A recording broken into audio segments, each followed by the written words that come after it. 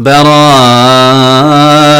من الله ورسوله إلى الذين عاهدتم من المشركين فسيحوا في الأرض 4 أشهر واعلموا أنكم غير معجز الله وأن الله مخزي الكافرين. وأذان من الله ورسوله إلى الناس يوم الحج الأكبر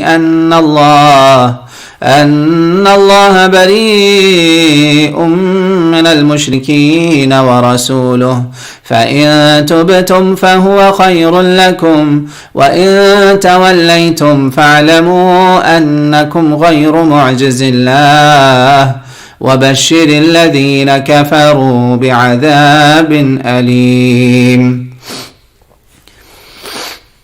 إلا الذين عاهدتم من المشركين ثم لم ينقصوكم شيئا ولم يظاهروا عليكم أحدا فأتموا إليهم عهدهم إلى مدتهم إن الله يحب المتقين. فإذا سلخ الأشهر الحرم فاقتلوا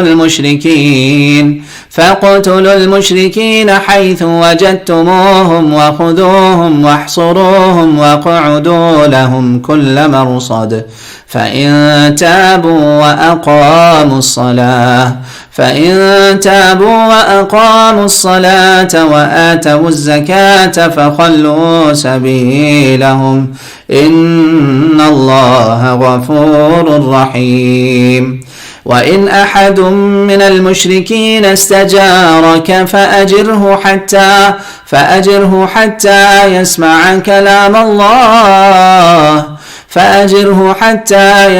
كلام الله ثم أبلغه مأمنه ذلك بأنهم قوم لا يعلمون.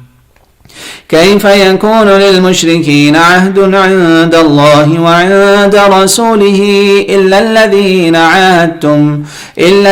عاهدتم عند المسجد الحرام فما استقاموا لكم فاستقيموا لهم إن الله يحب المتقين. كيف وإن يظهروا عليكم لا يرقبوا فيكم إلا ولا ذمة يرضونكم بأفواههم وتأبى قلوبهم وأكثرهم فاسقون.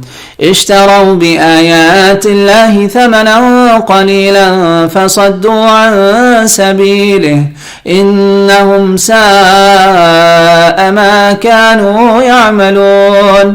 لا يرقبون في مؤمن إلا ولا ذمة وأولئك هم المعتدون. فإن تابوا وأقاموا الصلاة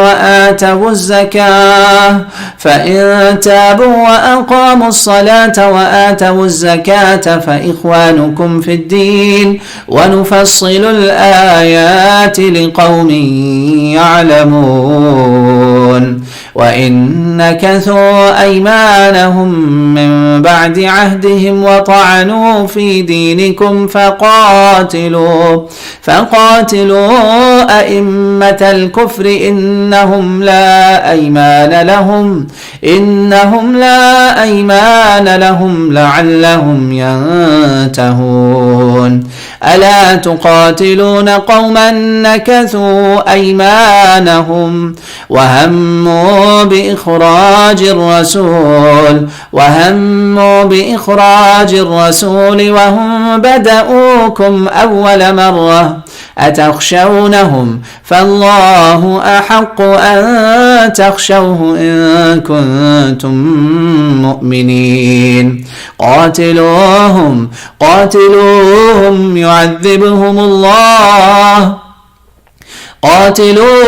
يعذبهم الله بأيديكم ويخزهم وينصركم عليهم